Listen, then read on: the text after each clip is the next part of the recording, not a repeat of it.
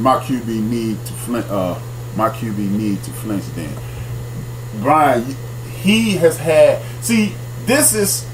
Let me finish that. People forget that Drew Brees was falling off like bad dope. Alvin Kamara. Thank you, Joe from Houston. Before Kamara and Ingram took over that offense, Drew Brees was looking like Brady's looking now. Drew Brees is looking like exactly. But Brady's looking out. Sid Galloway said, my Panthers fan co-worker really won't appreciate Cam until he's gone. You damn right. Because when they start getting Jake Delhomme and those motherfuckers back in Carolina, them sorry ass white boys, then they'll be like, damn man, we wish Cam was back. And this is why, this again goes back to what I said about 10 minutes ago. This is why you need to be playing for the name on the back of the jersey, not the one on the front of the jersey, because fans like your co-worker, they'll never appreciate you until you're gone. Brian, I'm not saying that Tom Brady is not one of the greatest. He was, and 2 years ago he was trash too, angry black man. I'm not saying that Tom Brady is not one of the greatest quarterbacks that we've ever seen. But if you look throughout history, when the pressure comes, Tom Brady flinches. He blink. Okay, look. I give you a perfect example of what I'm talking about. Let's just go back to recent history. Recent history showed you that even when they played last year in the Super Bowl, the Eagles had that pass rush, had them flinching. Then you go back to the Falcons. The Falcons, when that pass rush got tight because they were too stupid to run the ball, their first half they had him shook. Then you go back to the Legion of Boom. When they played them in the regular season, those dudes had him shook. Then you go back to Joey Porter and the Steelers. And then how did he lose the first two Super Bowls? Because that NASCAR package, they went from scoring 35 points a game in the Super Bowl to scoring 17. And people forget that when they said, hey, the Giants said they're going to hold y'all to 17 points. He laughed. And that's exactly, they scored 14. When you put the heat on him, he folds. I'm sorry. He's great. I would be king of the jackasses to sit around and go, oh man, Tom Brady ain't shit, man. I would just be the king of the jackasses. But we all know when you put the heat on his ass, he's not the same Tom Brady. He's not old school quarterback who understand this hit coming, I'm gonna deliver this ball. He's just not. Hey, if you follow me on Twitter, you'd have saw me write this. I tweeted this out when he threw that interception. If Tom Brady would have had a mic on him before he threw that ball, you'd have heard him yell out, I ain't got it! Not this mic, but a mic. But he was scared. He threw that ball because he was shook. And I'm not saying I'm a defensive player. For one, I'm gonna say that I played football my whole life. I should have stayed with basketball because I was actually better before I quit. But if Tom Brady played 4 more years, he'd be playing in a wheelchair. I don't think, to be perfectly honest with you, Grego, I don't think Tom Brady gonna play next season because he knows he ain't Super Bowl Tom Brady anymore. But it's cool. You 41. Like Eric Dickinson said, you an old ass man, dog. It's over. This is a young man's. This is blood sport. You don't have a chance to get old in football. You know, you can be Michael Jordan, go to the post, and then work out down there, and then get occasional dunk. In football, man, if your ass can't move, your ass gonna lay down. You gonna lay down, and don't nobody want to keep them legs going. I used to be a all-section wide receiver my freshman year. This dude hit me in a Collins High School football game in the ribs, jacked me up. Of course, I walked off the field like I wasn't in severe pain. After that, I went to Coach Green and said, hey man, I'm thinking about playing corner too. And I never went back to the offense because I didn't want to get hit. I went from taking hits to administering hits. So hey, if they win, he'll quit. But if not, he'll go back until they get some real weapons. Personally, I don't think even the real weapons will help him, because this is why I've been preaching for the entire time I've been on air, the whole 3 years. miss me with this. This is a passing league thing, because when it gets cold outside and when that ground gets tough, everybody is running a 5.040. If you notice, in those cold weather teams, you hardly ever see a bomb when it's cold, because everybody running the same speed. Don't nobody want to get hit, and that's when you have to use your 4-minute offense. And watch, mark my words. Please prove me wrong. Start turning to them NFL shows Sunday night, and you'll start hearing people say things like the 4-minute offense. The reason they lost is because they don't have a 4-minute offense, because they couldn't ice over the game and things like that. You're gonna start hearing that, because it's really not a passing league. It never will be. It's a completion league. Now, if everybody get domes, then it might be a passing league. But I can show you historically, even with great quarterbacks, Dan Fouts kept throwing the ball. Guess what happened? They kept losing, because you just tire out the other team's defense, and they wait on other people wait on you to make a mistake. Dan Marino, that was his problem. Warren Moon, that was his problem. You cannot win without running the football. When the Falcons, they had Crystal Chandelier as the quarterback, was that Chris Miller. But either way, either one of them bums, when they made the damn Super Bowl, it was because Jamal Anderson could run the fucking football. You gotta run the football. And Brady, I don't think Brady want to win like that.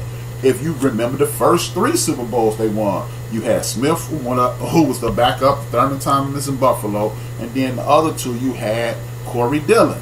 And then he went 10 years without winning one, and then when they got the Garrett Blunt, damn, there you go.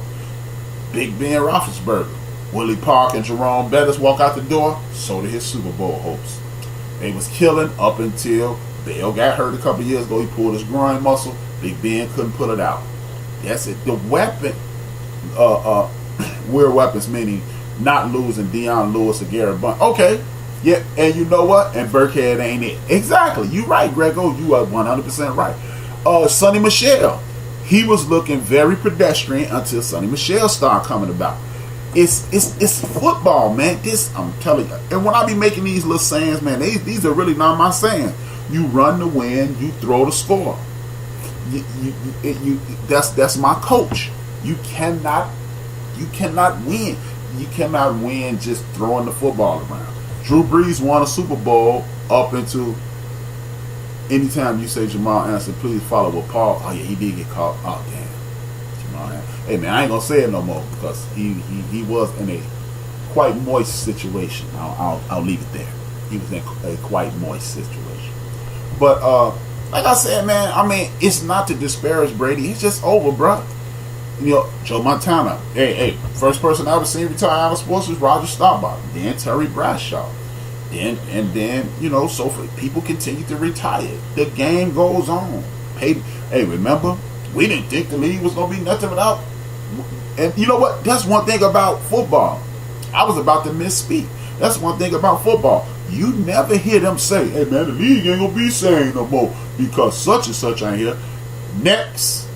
And this also dispels this bullshit about you can get a running back anywhere. You get a running back out the 4th round. Look, they got Hunt from the 4th round. They got Tom Brady and Joe Montana from the 4th and 6th round. Oh, you gonna start shopping for quarterbacks there? Hell no. And if it was that easy to get a running back, it would be 32 people vying for Pro Bowl spots every year. But it's not. It's not. It's difficult to play running back in the National Football League. It's difficult to play quarterback in the NCAA level, because no one, you might, and I'm speaking from a personal perspective, you might actually have to be a little crazy to play football very well, because you are literally propelling yourself into another man's moving body at about 18 to 21 miles per hour and attempting to knock him down, and you call it fun. I call it fun, but you got to be a little crazy. So to play running back, to know it's a 300-pound man about to fall on you, and you continue to do it, you can't find that anywhere. You can't. Oh man, you can find it anywhere. No, you can't. You could be running. You could be 225 pounds. You could be 6 feet tall. You could have lateral movement. But are you willing to let Haloti Nada tackle you? Are you willing to let Lawrence Taylor blow you up? Those are not comfortable situations. I quit playing offense because I was like, no, let me hit you. And that's just what football is. So, I just think it's time. Brady, it's over, bro. I think Brady out of here. I don't even think I'm gonna be wrong. When you saw Tom Brady sitting on the field looking real scared when he was throwing those balls away, I was saying to myself, his ass is finished. You definitely have to be a little crazy to play football. Yes, you do. You do. Hey, bro, when I stand up, it sounds like I got bags of Doritos in my knees. I cannot walk around my own house right now without shoes on my feet, or you can hear my bones. I have floating bone chips in both ankles. You can hear bones crack as I walk through my house if I don't have on shoes. Like if I don't have on some slides or some actual shoes, you can hear me coming. So yeah, and just to show you what I said, I would do it all over again because I got floating bone chips. And if I stand up, you hear me crack. Basketball players don't go through that. Baseball players, I'm assuming they don't. I don't hear that when because I've been at a woman's house and stood up and go to the bathroom. She was like, "Is that you?" I was like, "Yeah, that's me." It is what it is. So I'm just saying, man. Other things with football, to further my opinion in regards to this running thing.